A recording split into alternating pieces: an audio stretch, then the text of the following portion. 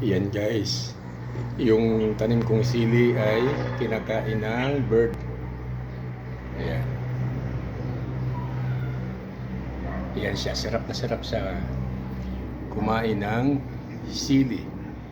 Yan, tuwing umaga, sinasadya niyang pinupuntahan talaga to. Ayan. Kumakain ng sili. Yan bird.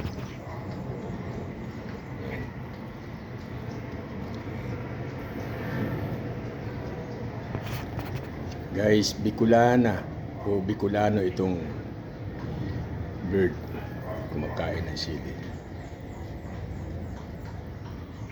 Ayan.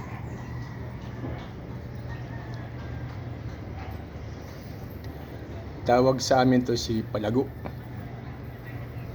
Ayan. May tanim kasi akong sili dito. Ayan. Hinog na.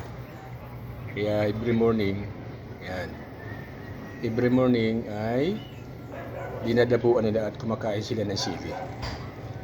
Mga Bicolana ito, mag-asawa. Hey guys, napakinabangan na ng kahit na ibon ang aking tanim.